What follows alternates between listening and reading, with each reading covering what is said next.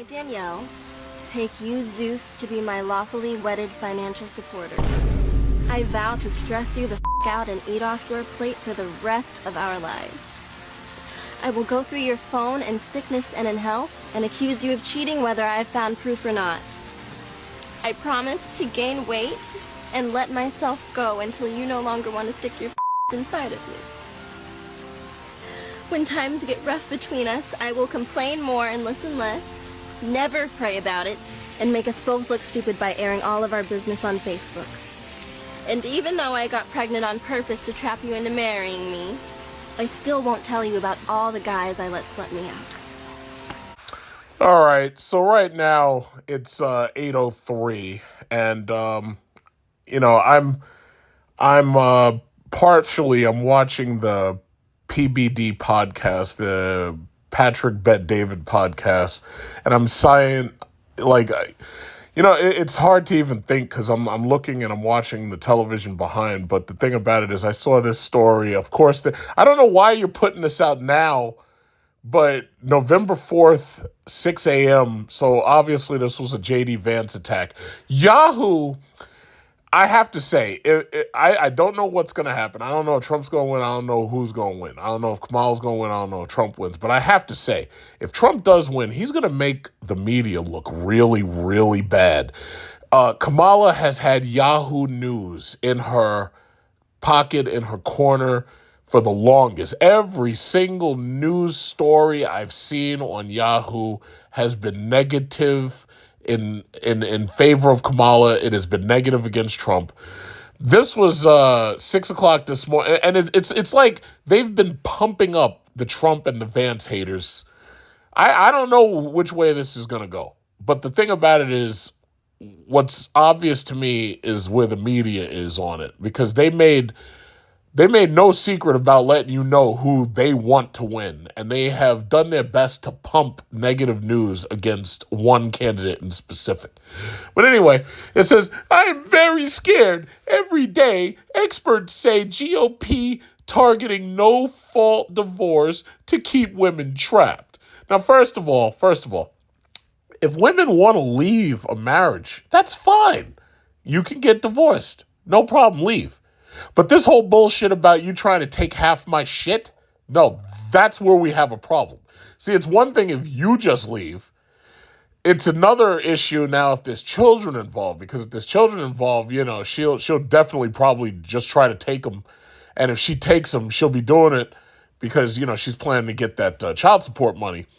Now, I know some of the courts are like, oh, yeah, well, you get like joint custody or whatever. I honestly, it's like the entire divorce system, the family courts basically favor the mother. And everybody pretty much knows that. Even the women know that.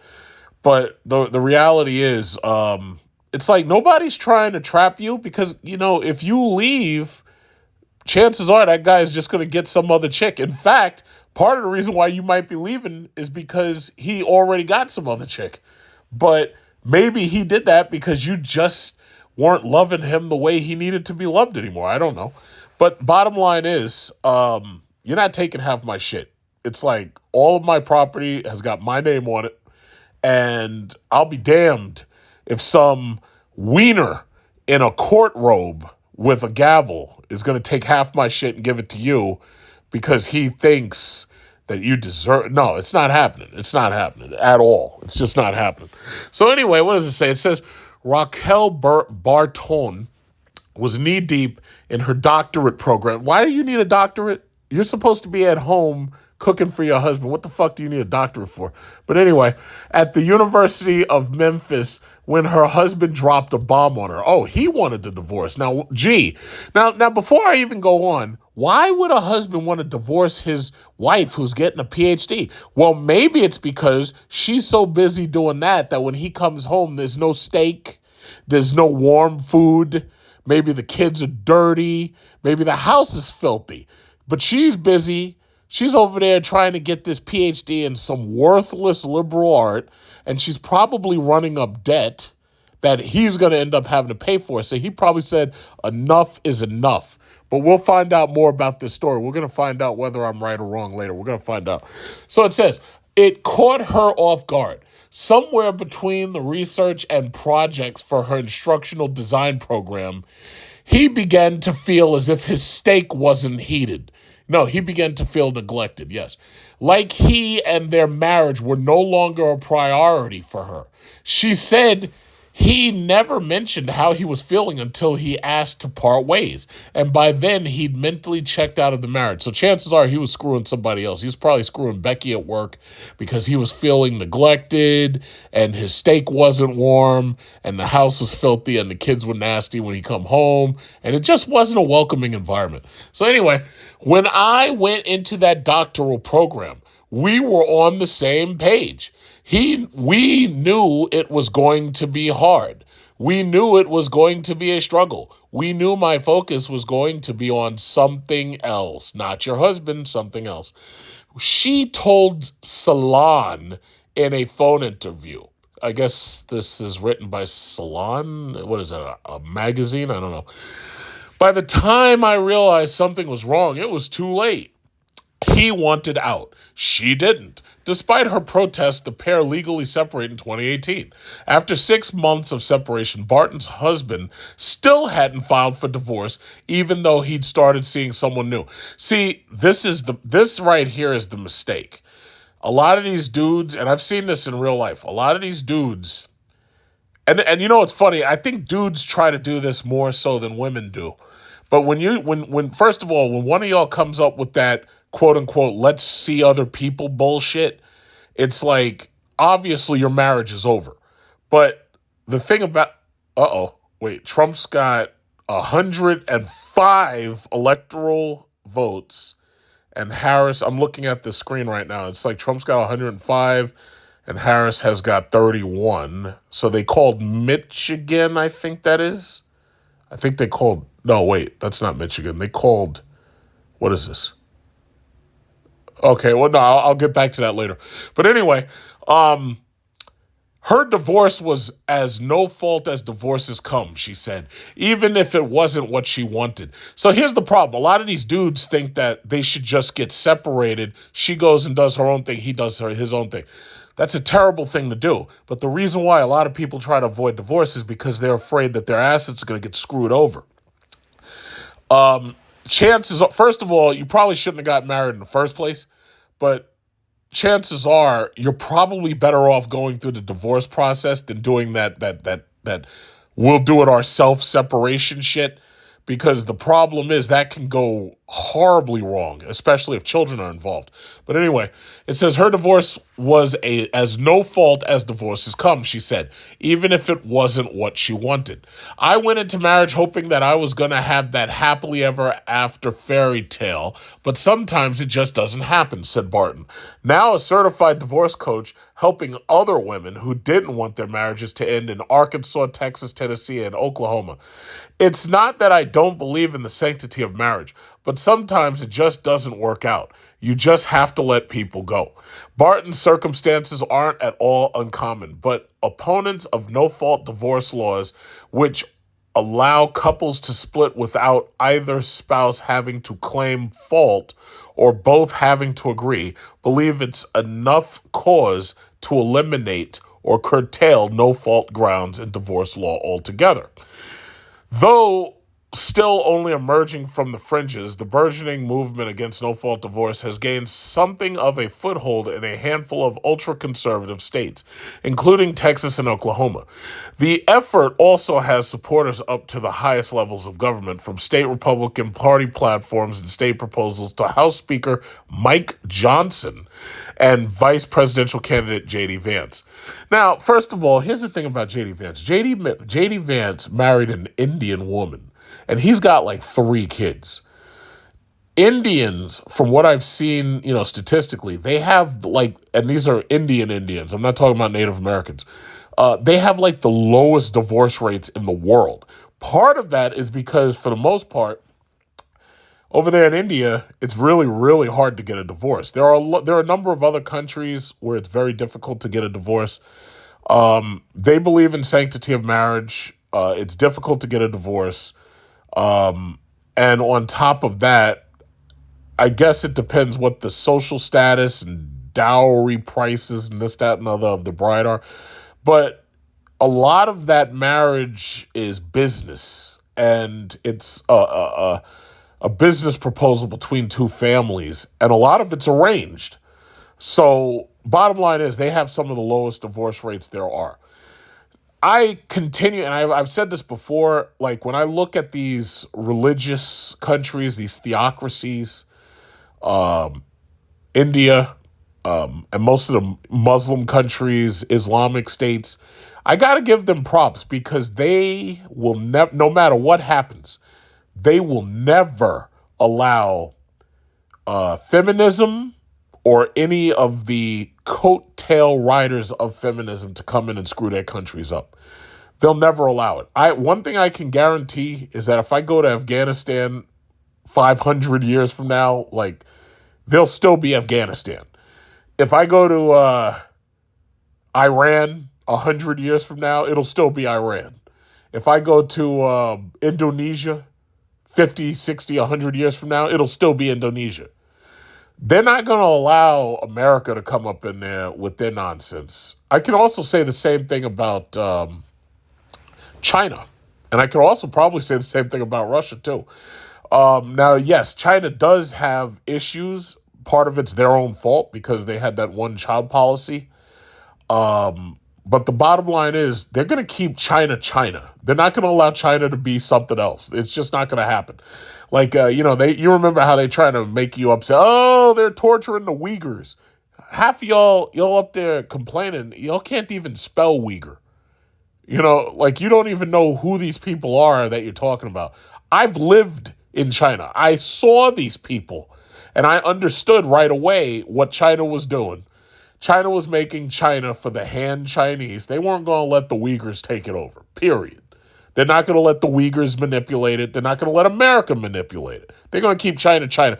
China will be China 6,000 years from now. China will still be China. Same thing goes for these Islamic states, and the same thing goes for India. All those BRICS nations, what is it? Brazil, Russia, India, China, North Korea, South Africa. They're going to make sure those countries stay exactly what they are forever. They're not going to allow anybody to manipulate that. Now, JD Vance is married to an Indian woman.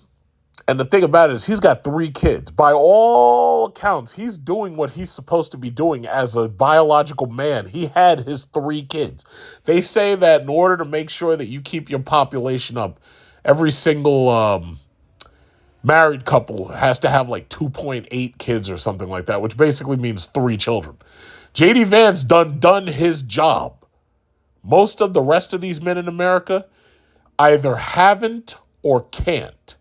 Why can't they? Well, right now on this ticket, Kamala is literally fighting for the right for abortion. Like, I just don't understand how I grew up in a world where there's literally a political party that's fighting for the right to be able to kill unborn children. I just don't understand that. But sure enough, there is. JD Vance, however, didn't have to worry about that. And you can just look at the fact that look at JD Vance. Like, if anybody wants to call the man a racist, they can't even easily do that because the man's married to an Indian woman. And she's not just an Indian woman. She's not even one of those light-skinned Indian women like you see on Bollywood. This is a dark-skinned Indian woman. So if you wanted to call him a racist, well, that's not really going to fly because that's what the left does. The left just calls everybody racist and they expect you to just, oh, yeah, well, he's a racist and just move on. That's not going to work with this guy. What they did was they tried to call him a misogynist. Oh, he was making fun of childless cat women. Well, okay, that's true. But, if you want to call him a misogynist, that could be argued. But what I would never argue is whether or not he's a racist. But the bottom line is he's doing his job. And then I have to point the finger. I said, well, he's doing his job. Are you? And chances are most of you, you're not. And it may be not your fault because the issue is American men don't want to get married at this point. American men, a lot of them I actually believe want to have children, but a lot of men do not want to get married and they don't want to have children out of wedlock. So what you've done is you've trapped them in a space where they can't move forward and they can't move sideways either unless they do the smart thing, which I've been advocating all this time, and get your passport, go over to one of these foreign countries and get you a woman who's not into child deletion, if you want to use that term. So I can't blame American men for being in this position. I can't blame them because it wasn't them who put themselves in this position. But one thing I can say is JD Vance sure as hell didn't allow himself to stay in that position. So anyway, while legal scholars and divorce lawyers are unsure if legislation striking no-fault grounds for divorce will ever take hold due to its widespread unpopularity, the effort to make that a reality in places like Oklahoma and South Dakota presents a looming threat to advocates who, in the post-Dobbs America, fear the worst. That threat seems much more real with an active divorce antagonist currently seeking the vice presidency.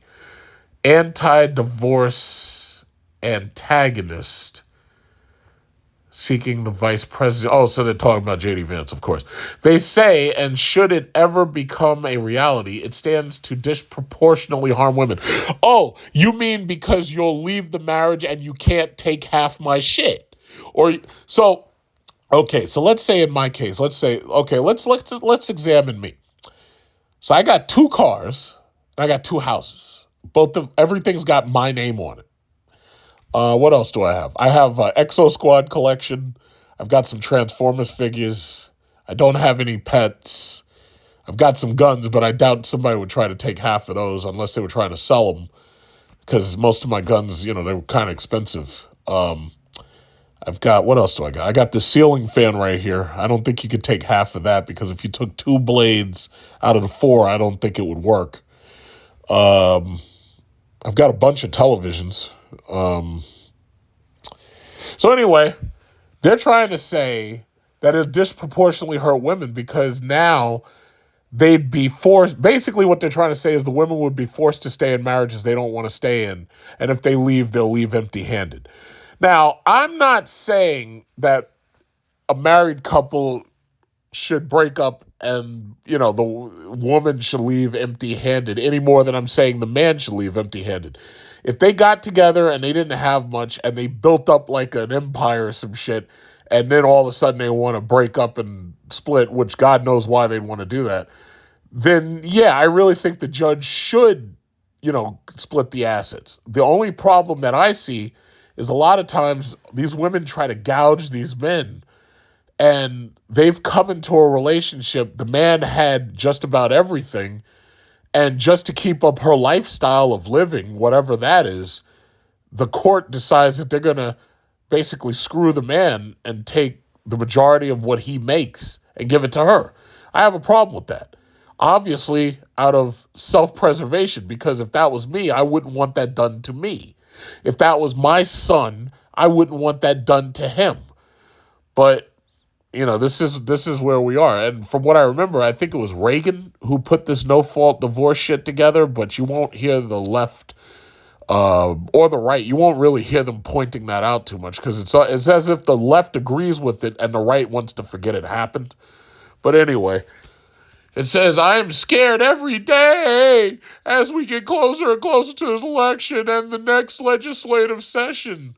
Listen, lady, there's plenty of reasons why you should be afraid, but this is really not one of them. So anyway, Samantha Chapman, the advocacy manager of the ACLU of South Dakota, told Salon in a phone interview, though the legislature doesn't currently have enough members who support eliminating no-fault divorce laws to pass, she fears the number will continue to grow. I am terrified that we will someday reach a point where we won't be able to take half that man's shit. Okay, no, it doesn't say that. It says, I'm terrified that we will someday reach a point where they do have enough numbers to pass a law that would make it harder for people to escape dangerous situations. Now everything's a fucking dangerous situation. Now it's a dangerous situation. Yeah, the dangerous situation is you don't get to take half his shit. That's the dangerous situation. But anyway, it says, like pregnancy sometimes and like marriage. So now they're trying to say, okay, pregnancy is a dangerous situation and so is marriage, right? Yeah. Right. A movement emerging from the fringes. Okay, so it says the scrutiny of Ohio Senator Vance's past comments amid his summertime ascent to former President Donald Trump's running mate has brought new attention to the effort to end or restrict no-fault grounds. Vance has been outspoken in his disdain for divorce, obviously, because he doesn't believe in it. He believes in a nuclear family. Good for him. And has blamed it for what he characterizes as the breakdown in the American family. Once again, I agree. During an event at a California Christian high school 3 years ago, he claimed that Americans can obtain divorces too easily. I agree. Shifting spouses like they're changing their underwear, and suggested that they should remain in unhappy marriages for the children's sake. Now, I'm not saying that people should remain in unhappy marriages. I do, however, see that there's a difference between unhappiness and violence. I don't think anybody should remain in a violent marriage. But violence is something totally different from unhappiness. See, when they say unhappiness now, they're basically saying that somebody should be able to divorce you just because you can't afford to buy them a Lamborghini, but the next guy who's screwing them at work can. That's what they're talking about. Or I want a Coach bag, but you're the frugal one and you don't want to waste money on a Coach bag until Christmas, but I want it now. A lot of these females have literally tried to say that these wealthier men are quote unquote controlling or quote unquote manipulative because they don't want to spend ridiculous amounts of money on stupid shit. I've told this story before. I know somebody who's married, and they come to me and they're like, "Oh yeah, my wife wants to buy a certain type of car." I'm almost thinking I should make up the type of car to make it harder for you. Let me say, okay, yeah, my wife wants to buy, let's say a Lamborghini Urus. Yeah, my wife wants to buy a Lamborghini Urus, and she wants you to come along and watch us, and she wants us to, she knows you know a lot about cars, so she wants you to come buy the Lamborghini Urus with her. So the first thing I say is, who's she showing off for? There's no reason why a married couple, why the wife needs to go out and buy something like that. There's no reason for it. Like, who are you showing off for? And then he replied, yeah, I don't know either. That was, I have no idea who she's showing off for. And it's kind of like in this story, how this woman who's getting this divorce is getting a PhD. My thing is, unless your PhD is forwarding the financial gain of the family, what do you need it for? Is it because your ego is so low that you have to have this in order for people to have to call you doctor? I could understand if she was getting a medical degree, like if she was about to be a doctor, like if she's going to work on people's bodies physically, or if she, like, here's the question. How many men do you really think, if their wife was getting a medical degree, how many men do you think would leave their wife if she's working hard towards getting a medical degree? Chances are very, very few, because that man would understand, well, I come home and the steak is not cooked and the children are a little dirty and the house is filthy, but when she's finished getting that degree, we'll be making a lot of money as a family and we'll be in a better position. I don't think most men would disagree with that. So when I see this shit about getting a doctorate, my first question is, a doctorate in what?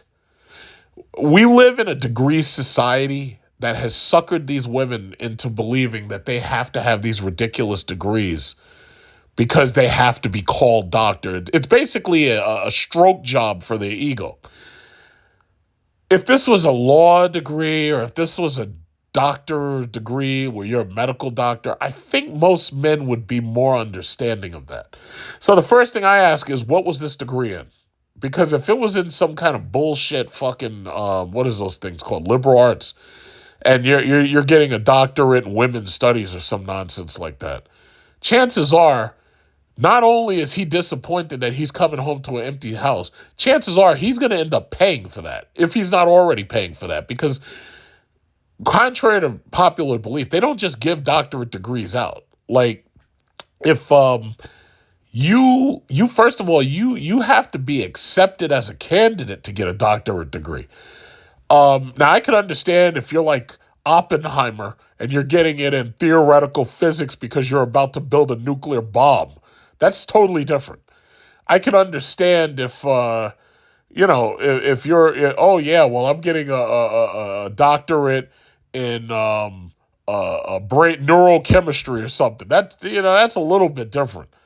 But if you're just going to get one of these bullshit ass liberal ass degrees just so that you can keep some liberal art professor able to retire in a certain amount of time by pumping money into their pockets, yeah, I've kind of got a problem with that. And apparently so did your husband, or I should say your ex-husband. But that's just how I feel about it. Like, I would understand if she was getting a degree because it was going to further the wealth of the family. Like, I could sacrifice. But something tells me that's not what this was. And sure enough, and I want you to notice, in this story, they don't mention that. I want you to know. Now, these are supposed to be professional journalists. These people are supposed to be professionals. They're supposed to give you all the facts. They're supposed to give you enough information where you can make an informed decision. Notice the little things that they leave out. Now, Kevin Samuels, for example, I hate to invoke him because I know some people, he's a Kevin Samuels follower, so obviously he's a misogynist. Listen, I could be a misogynist without being a Kevin Samuels follower. So I'm just going to say this. He had that button where he pushed it and goes, yeah, I'm a PhD. And there was a reason why he did that. It was because what he was basically saying was that what women were doing was women were putting aside their family and their husband in order to chase after this egotistical bullshit.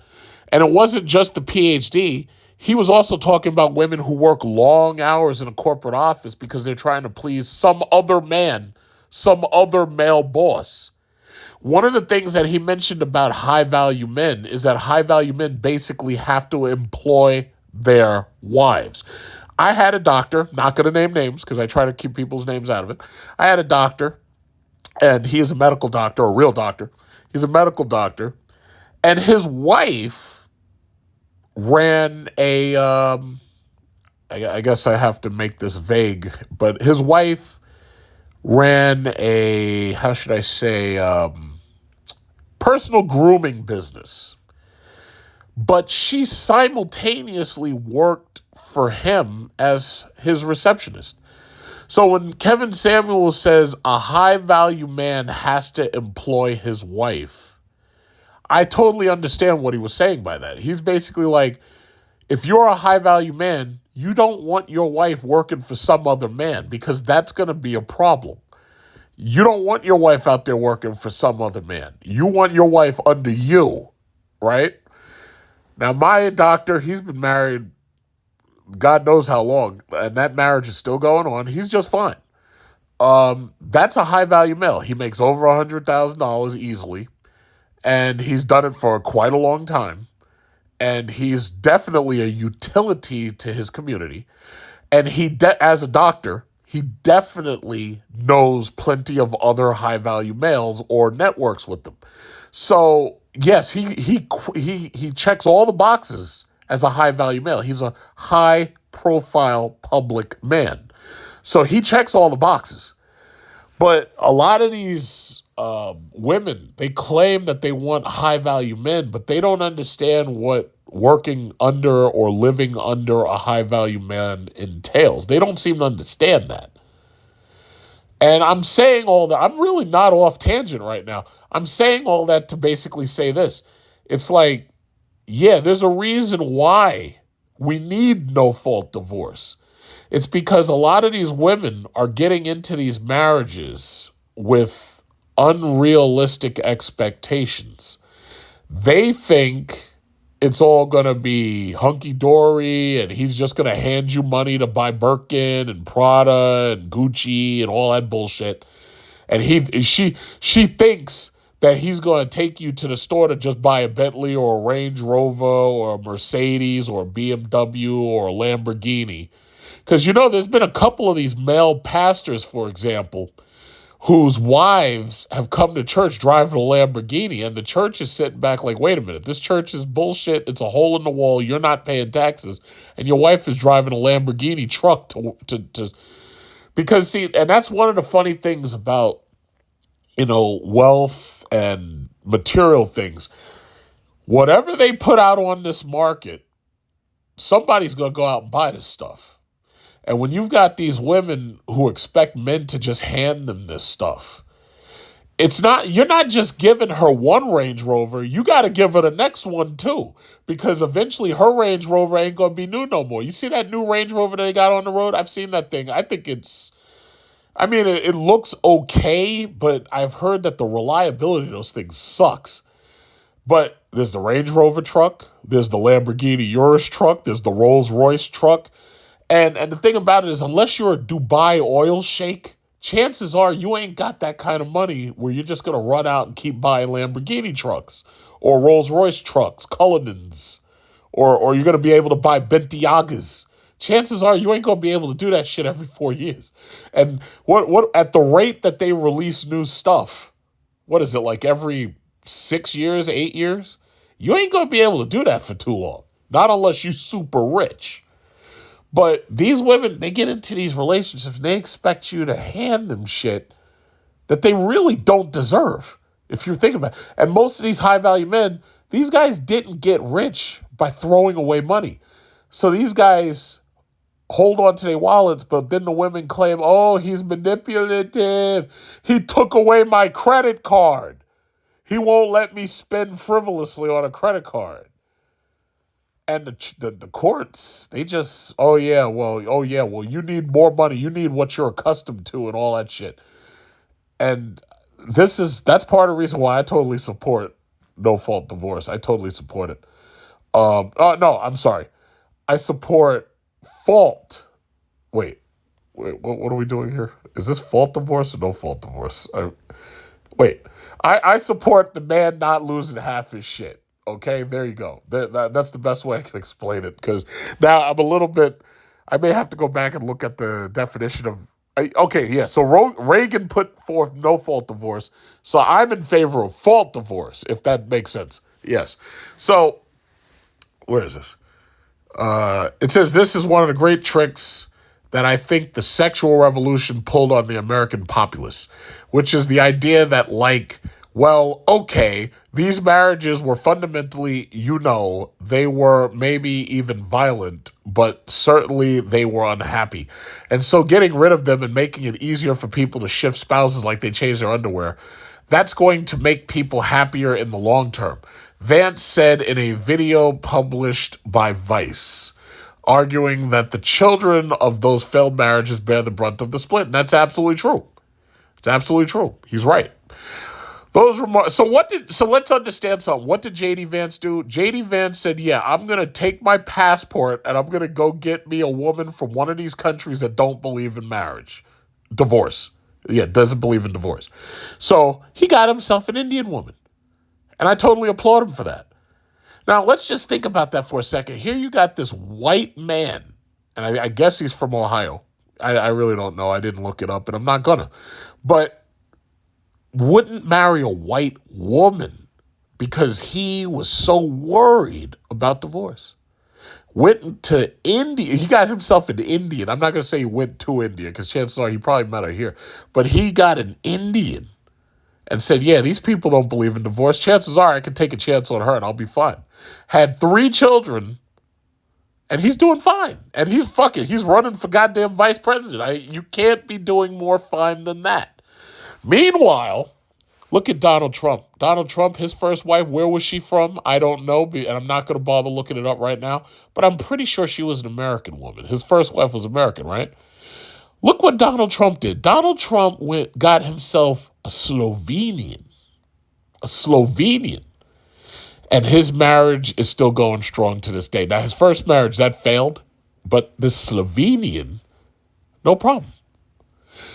So I think what I'm ultimately trying to say is get your passports, because you have to learn by example. Get your passports. So where are we? Let's see. It says those remarks weren't the only time he publicly lamented divorce either. At a Toledo candidate forum in March 2022, he likened divorce to discarding one's spouse like a piece of clothing and described it as one of the most dangerous assaults that we've ever seen on the family in this country. Well, breaking apart the nuclear family pretty much is one of the most dangerous assaults you can pretty much do to a marriage. I mean, it is. Without marriages, what does this country stand for? If this country can't have married couples getting married and having children, what is there left to fight for? Do you wonder why the army is having trouble recruiting young men? Do you wonder why young men are dropping out of just about everything and not participating in anything? Well, if you have a gender war, if you have a rift between young males and young females, and they see no reason to protect this country, then the only thing left for them to do is either simply disengage or try to tear the place down themselves. Because as far as they're concerned, there's something wrong. And men, when they see something's wrong with something, they're going to destroy it or they're going to tear it down and try to rebuild it. So in the short term, yeah, it looks like they're destroying it or tearing it down or making it worse. But what they're really trying to do is break it down to its elemental parts and then rebuild it. But the people who have an agenda against tearing it down and want to build up this bullshit, they have a serious problem with allowing these young men to tear it down. But they're going to do it anyway because you can't stop them. This election tonight between Trump versus Kamala, first of all, and I'm not, how should I say? I'm not complete. I'm not. I don't lack objectivity. First of all, yes, Trump is a convicted felon. January 6th did happen, obviously. And you would have to wonder, how is it possible that someone who has racked up this kind of a record is right now at the edge of being president again? To which I say, well, as far as I'm concerned, Donald Trump is an indictment of the Constitution itself being written in a way that could allow someone like him to run at all. Now, as far as Kamala, I'm disgusted with her too. As far as I'm concerned, she shouldn't even be at the top of the ticket. Joe Biden is the person who went through the actual process. Joe Biden is the person who currently is president. You may have forgotten that this man right now is still president because you haven't seen much of him except when he, opens his mouth, he says he wants to smack people in the ass. Or when he's, when they're trying to hide the fact that this old man is doddering. But the bottom line is they pulled a coup d'etat on this man, forced him aside, and forced this woman up to the top of the ticket. That wasn't supposed to happen. And I still believe to this day that, as far as I'm concerned, CNN set Joe Biden up. Now, whether or not they set him up on purpose, knowing that he'd be exposed, or whether or not they set him up by accident, not knowing that he was going to expose himself, that question will remain for historians further down the road. But as far as I'm concerned, CNN set that man up. And had CNN not done that debate when they did it, Trump and Biden would not have had any debates until much later, at which point it would have become obvious later that there was something seriously wrong with Biden, except now there wouldn't have been enough time to pull the bullshit that they pulled on Biden in order to put Kamala at the top of the ticket. So that's where I am with that. But the reality is, the people who are voting for Trump, they don't like what has been built, and they want to tear it down, and they want to rebuild it a different way. There was a video game, Far Cry 5. Some of you might have played it. And there was a YouTube reviewer, Noah Caldwell Gervais, however you pronounce that.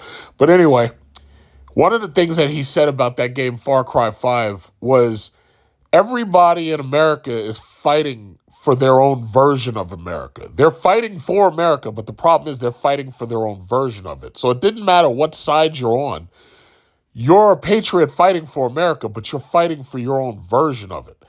These young men have decided that their version of it may fly opposite of the agenda that's been set by the media and the agenda that's been set by these quote-unquote friends of the media or the Democrat Party or the people who ride the coattails of the Democrat Party. A lot of young men have basically said, no, this is not what we want. And that's the reason why Trump is winning among young men. And I don't know how this is going to end, but that's the reason why he's winning. They're not happy. They're not happy. Whether it's their relationship with women, whether it's their relationship with work, whether it's their relationship with the government itself, they're not happy with what they see. And that's the reason why that's why he has a chance to win, because they're not happy with it. So when this is all over, let's say Trump does win. Oh, yeah, they're going to be shouting misogyny and racism and sexism. They'll be shouting all that bullshit anyway. But if Trump wins, they're going to be shouting it a whole lot louder. And they're going to be blaming young men for this happening. And they'd be right. Young men made it possible.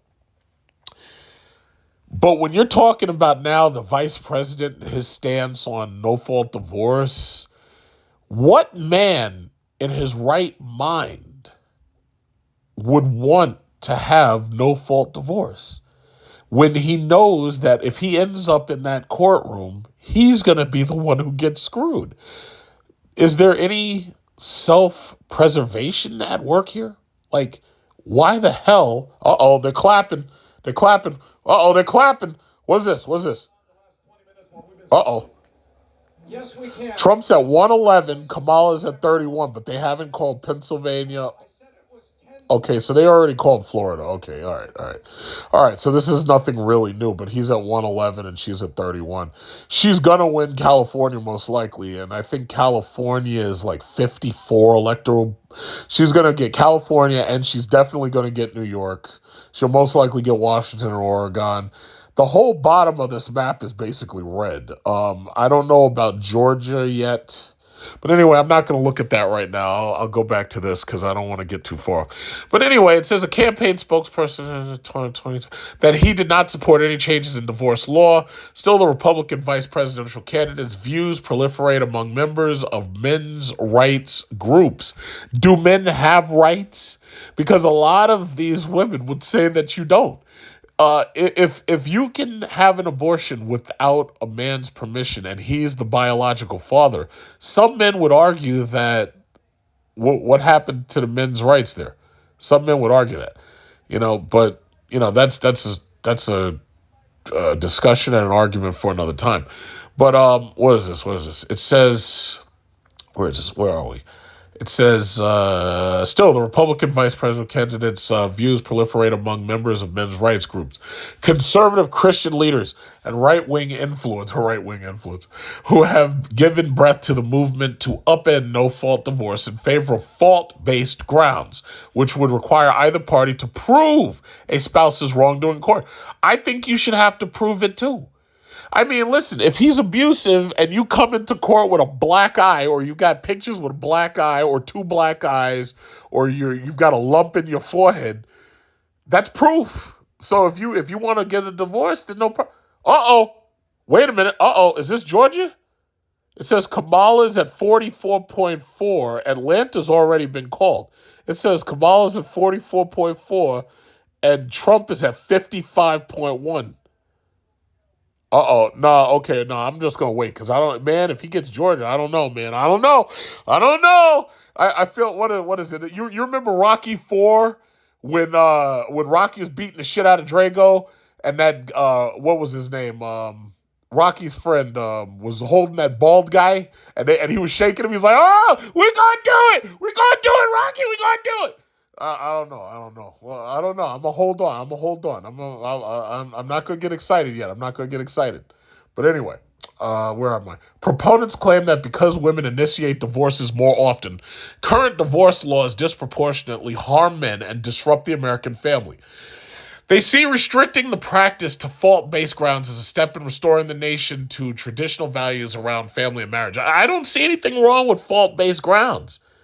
If you show that this man is violent or he's not or he's cheating, if you can prove that and you show it, I don't see why that would be a problem.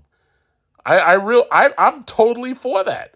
Like if I have a wife and she's cheating on me, yeah, I'm going to divorce her ass. And then I'm going to go to the judge and be like, yo, listen, I found out she's cheating.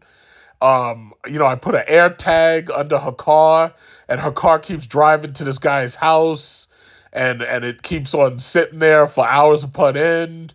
And, she keeps coming home smelling of Paco Rabanne. It's like, yeah, I'm going to bring that to the judge and I'm going to prove it. Why would you go into court without evidence? It's like, that doesn't make sense to me. But anyway, it says far-right podcaster Steven Crowder, who garnered national attention last year after a video showing him verbally abusing his pregnant then-wife went viral. That's called evidence. Okay, fine, you caught him. Criticize, and by the way, do you know how easy it is to get evidence on somebody lately? Like my Apple Watch, all I got to do is push like a couple of buttons and it starts voice recording right on my wrist. And you don't even see the phone come out, so you wouldn't even realize that I'm recording you. Even my phone. If I had gotten an iPhone 16, which I didn't because those bastards didn't give me 2 terabytes of storage, if you hold the camera button, it starts recording. Like, it's easy to get evidence. It's not that hard. It's like we've got drones and shit with FPV. Like, I could literally have a drone flying above my wife who's trying to cheat and taking 4K video of her. Uh-oh. Oh, okay. No, this is Pennsylvania, but they haven't done the whole place. I think they did Philadelphia. They did Philadelphia and Kamala's at 65 or something, but I'll worry about that later. But anyway, Ohio is Trump. Ohio is 51.2 Trump. All right, so anyway, Johanna Grossman, a professor of family law at SMU, Dead Man School of Law in Texas, argued that these claims show that men want women to be trapped in marriage. Okay, I'm going to say this again. Men do not want women trapped in loveless marriages. They do not want that. What men want is they don't want half of their shit walking out the door with her. And I've said this before. I've told this story. Men are hunter-gatherers. We're hunter-gatherers. It's in our blood. What we do is we go out and we buy stuff or we collect stuff. It's like even like my mom, for example. She went to a friend's, and this older woman had collected a lot of stuff, and now this woman is like old, and she was giving my mom this stuff, and my mom wanted to give me some of the stuff. It's like artwork and stuff from different countries. And the thing about it is, I'm looking at this stuff, and I'm like, wait a minute, you mean to tell me I got to take this stuff and I got to figure out places to put it? It's like, maybe I don't like decorating that much. Like, maybe I don't want artwork everywhere. Some people, you go in their houses, it looks like a fucking museum. George Carlin always said, your house is a place to put your stuff while you go out and buy more stuff. And then you put a fence around your stuff, and all that. Maybe I'm not a hoarder, but the problem is men are hunter-gatherers. They like collecting stuff. It doesn't matter what it is. Transformers, toys, G.I. Joes, trains, cars, stuff. Here's the problem, though. Men collect women, too. Men want to collect a wife. And the problem with a wife is she's the one thing about your stuff that can literally get up and say, yeah, I don't want to be here anymore, and fucking walk out the door. But not only does she go out the door, she takes half your stuff with you. Your cat can't do that. Your cat could say, yeah, I don't like this dude anymore. He doesn't feed me. I'm leaving. Cats don't typically do that. But if they did, your cat will leave, but all your stuff is still there. Your dog will most likely not leave you. Dogs usually don't leave. But if your dog got up and walked out, your dog can't take half your shit with you. Your wife is the one entity that can walk out the door and take half your shit with you, with her. Yeah, I've got a problem with that because I like half my shit. I like the other half of my shit, and I'd like to keep my shit whole. It says they want the women to be stuck with them because marriage is pretty good for men. She told Salon in a phone interview, citing benefits of marriage for men, such as living longer and getting paid more. So when men say they want fewer people to get divorced, what they mean is they want fewer wives to leave fewer husbands. Well, here's the thing. If the men are getting paid more, what do you think they're doing with that money? They're obviously parting out that money to her, or they're obviously using that money to build up the house, or they're obviously using that money on the children. It's like one of the reasons why the men get paid more is because they focus on getting jobs that will pay more so that they can support their family. That's part of what being an American is supposed to be. But if they're attacking that, then I don't know what you have left, you know? It says it comes at no surprise that when people advocating for an end to no-fault divorce also support strict abortion bans, are obsessed with trans kids, and want to ensure the separation of sexes is very clear. Oh my God. She said those efforts all serve men. Though initially a talking point on the outskirts of the rights politics, the lambasting of no-fault divorce has begun to leak into the legislatures and party platforms of ruby red states as they've moved far right. The Texas GOP in its 2024 platform urged the legislature to rewrite its no-fault divorce law to promote the maintenance of traditional family. Though required intervention of or counseling and included a recommendation that it strike unilateral non-fault divorce. The Nebraskan Republican Party's 2022 platform, the latest available on its site, aspires to restrict no-fault grounds to couples without children. Okay, I can understand that. While Louisiana GOP members floated whether to include a no-fault restriction in their platform early last year. In South Dakota, a bill seeking to remove... Oh my God, this is long. All right, let me see if I can... I want to see where Florida is, because I heard DeSantis got rid of something over there. I think he got rid of permanent alimony. All right, what does it say? Divorcing with their feet. No-fault divorce currently allows spouses to file over irreconcilable differences, incompatibility, or because their marriages are irretrievably broken, among other synonyms with specific language, depending on the state.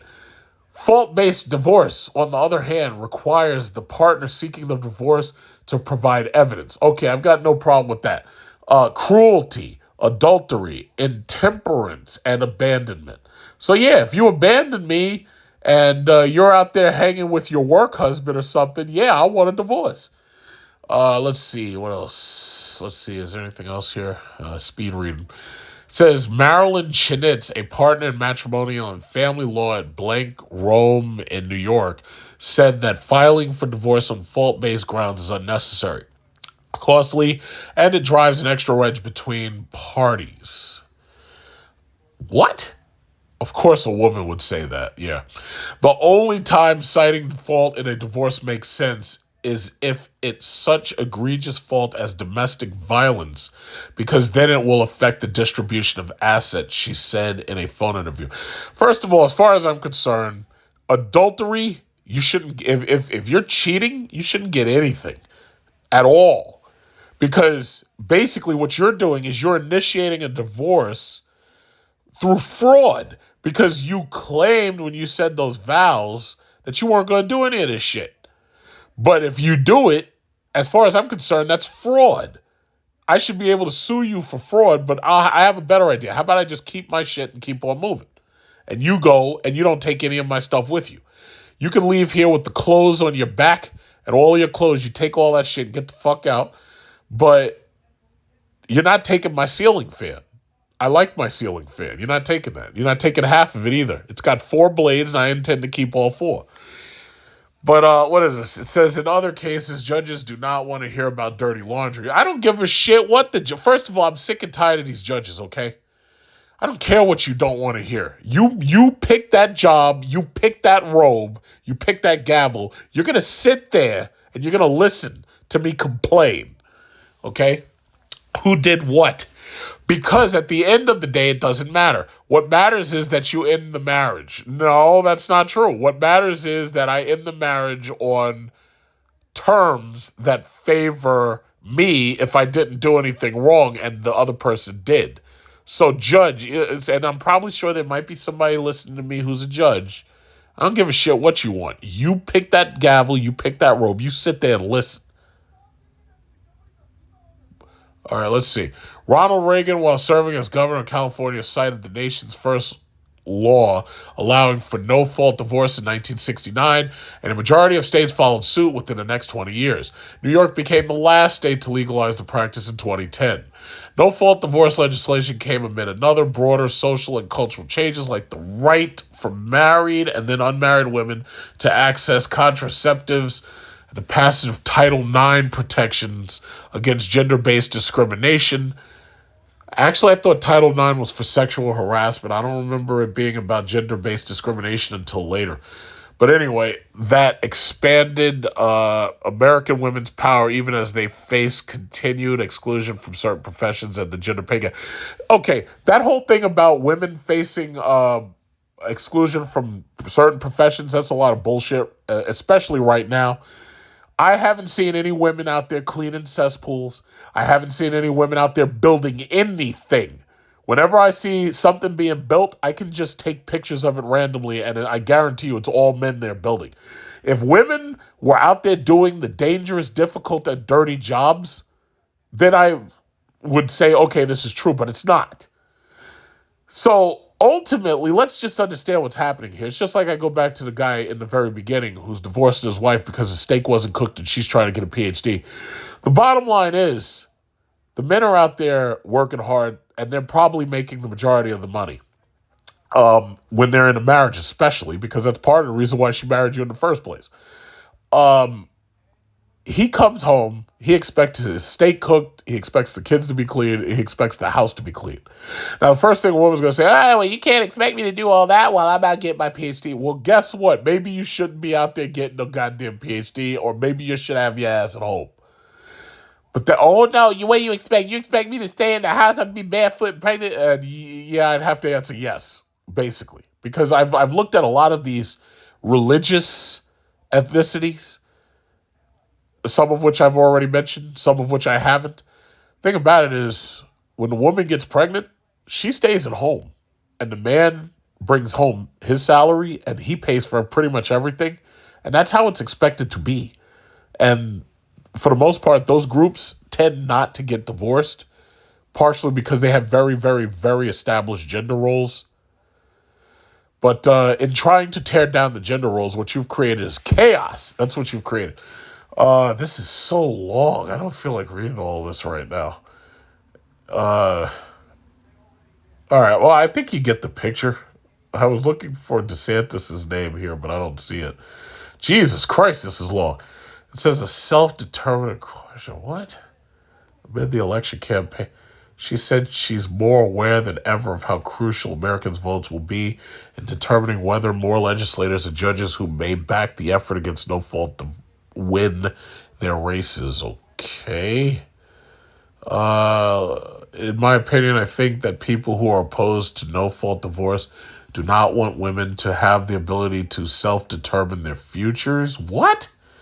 Whether that be to choose to remain in a marriage or to leave a marriage, to choose to remain pregnant or to no longer be pregnant.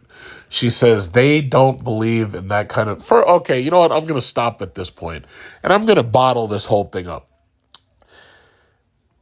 Men need to be way more careful about marriage. Now, we all know I'm a passport bro. I advocate you get your as far as I'm concerned, America is a toxic environment. It's irreparably broken. And my recommendation to men who want family and want nuclear family and who want children that don't get deleted, my recommendation, you get your passport and you go to one of these countries just like JD Vance did, and you find yourself someone from a culture that's indoctrinated to be good wives. See, unfortunately, the men here have been, especially if they've grown up with fathers, or have grown up, say, in the 80s when television itself programmed men to want to be fathers. I would say that the men have been indoctrinated to be men of, depending upon what your, birth year and, when you were a child and everything. But men have mostly been indoctrinated to be men. These women, however, have been indoctrinated to be men. And they've been indoctrinated to be men by the feminists. The question here is ultimately, who is leading this family? Is it a patriarchy or is it a matriarchy? Now, when a man marries a woman, he expects her to be on his plan. He doesn't expect to be on her plan. He expects her to be on his plan. So, if a man is getting on his knees and asking a woman to marry him, which is basically the traditional way it's done, then if she accepts, she's supposed to accept that when she goes into this marriage, she's going to be on his plan. Not only, and they be, oh, well, you're controlling. Well, yeah, that might include you wearing what I tell you to wear, not wearing what I don't tell you not to wear, and not wearing stuff that I tell you not to wear, because I don't want you dressed like a hoe going out and representing me. That might include that. Oh, you're controlling. Okay, yeah, but in order for you to marry me, that's pretty much how it's got to be. And if you don't want to get married, okay, that's fine. I pumped and I dumped, and you can just go on about your business. I'll meet somebody else. Bottom line is, if you marry, you're supposed to come into it with that understanding that you're supposed to be compatible with this other person. And if it's a man specifically, you're supposed to be on his plan. But what these women basically are doing is they don't want to be on your plan. They want to continue being on their plan. They want to make plans, and they expect you to just accept it because television told them that you should accept it. That ain't going to work. That ain't going to work. So JD Vance did the right thing. In fact, I think what I'm going to do is I'm going to put a picture of him as maybe the thumbnail, possibly, because I was deciding what I'm going to do for the thumbnail. JD Vance did the smart thing. He got himself a wife who's basically indoctrinated to be a wife. He was indoctrinated to be a man. She's indoctrinated to be a woman. Not no 35 different flavors of genders. No, it's not Baskin Robbins. It's not 31 flavors out here. He was indoctrinated to be a man. She's indoctrinated to be a woman. And he had 3 children with her, and their marriage has lasted. That's what it has to be. Now, you're a misogynist. Well, you can call me whatever you want. I really don't care. I really don't care. I've been called much worse. I guarantee you, I've been called much worse. Get your passports, because this place is broken. This place is, as far as I'm concerned, it's probably irreparable. Get your passports. There are a number of countries where divorce is very rare. There's a possibility Kamala Harris might win, and since she's an Indian, perhaps you might find it necessary to go to India and get an Indian wife. I don't know. There's some of them. There's not a lot of them because they have a gender imbalance, but there are other women who, are, Indian. It might work. You can get, this Guyanese women, Suriname, Trinidad, Philippines, Dominican Republic. You go down there and get one of them Tahinos, I believe it's Taino. Yeah, Taino. Yeah. Maybe some of them Aboriginals, like Eddie Murphy. He said he was going to get him fufu. But you got to go to one of those tribes where marriage is to the death. That's what you got to do. Now, and there's a lot of those out there. You just have to figure out which ones they are, so that this way you don't end up in a family court awaiting sentencing and losing half your shit. because I don't know about you, but I like my stuff. I really do. I didn't collect. I don't have a fucking wall of Exo Squad figures because I don't like collecting shit. Okay, I've got like so much stuff here that I may have to have a yard sale. I don't want half my shit walking out or having to be sold. Because I tell you, I'll be goddamned if I'm going to end up like on Wait and Takes Hail, where somebody takes my clothes and puts it in my car and sets that shit on fire. I'll be goddamned. That ain't happening. But yeah, that's where we are. And it's 9:07. And, I'm still, this is a nail biter. I don't know what's going to happen. I have high hopes. I don't know what's going to happen. I'm going to win no matter what. It's just like the reason why I invest in dividend-paying stocks. Whether the market goes up or down, I'm still going to win. If Kamala Harris wins, all she's going to do is try to pump welfare handouts. I'm going to be right there trying to get my subsidy captures. Just like when I got my electric car, Biden, as much as I'm voting against him and don't like him, he put out a $7,500 tax credit. I snatched that shit right up. It's called subsidy capture. Whenever you put out welfare, the rich are right there with their hands out, and they will wait in a bread line to make sure that they get some of that bread, even if they're rich. It's called subsidy capture. They actually have a term for it in economics, because I'm rich and I capture the subsidy.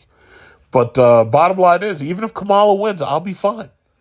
I'll be fine. I'm sitting up in a house. Now, under the Biden-Harris administration, most of y'all can't even afford to buy a house. I got a ceiling fan above me. Y'all can't even get that because y'all are in a fucking apartment. And y'all Democrats, especially you idiots here in New York, and y'all in that little-ass apartment paying twice what I'm paying a month for my house. My mortgage, taxes, and insurance cost less than what you're paying for rent, but you're voting for Biden and Harris. Hey, listen, if y'all don't mind living in that shoebox, that's fine by me. You stay right up in that shoebox. You don't even have a place to park your fucking car. I got a Jeep SR. I got an 80-something thousand dollar Jeep SRT sitting in front of my house. And I got an 80-something $1,000 Cadillac sitting on the side of my house. Okay? But you ain't got a place to park your fucking car. But you're voting Democrat, though. You're voting Democrat. Think about that for a second. I'll be fine. I'm not worried about it. I'd like to see things turn around. I'd like to see the rising tide that lifts all boats. But when you're $36 trillion in debt and your current administration is giving away the money to Israel and Ukraine, I just don't see it. So, when I go to sleep and wake up in the morning, because, eventually I'm going to get tired. When I go to sleep and wake up in the morning, I don't know what I'm going to wake up to, but one way or another, I'm going to win. I'm going to win. I don't know about you in your little ass apartment, in your little shoebox, in your little living with your wife's parents, saving up to buy a house that you can't possibly afford in an area that you can't possibly afford to live in. It wasn't like this back in 2018. It wasn't like that. It wasn't like this back then. It wasn't like this in 2019.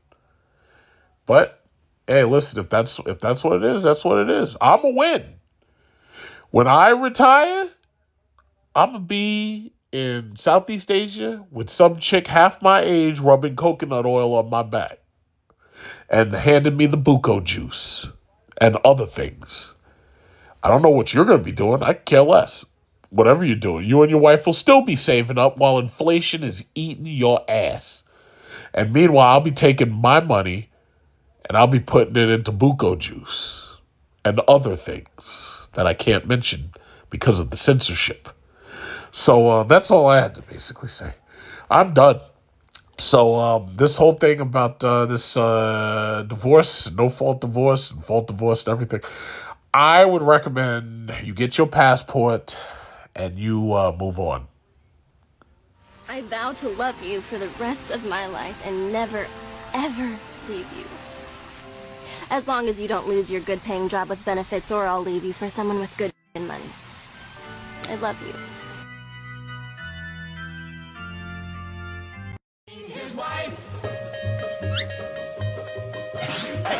hey, no. I took this one out for you. You take this one, I keep this. You are not taking my whole wallet so you can go shopping. I was just gonna buy some groceries. Bullshit.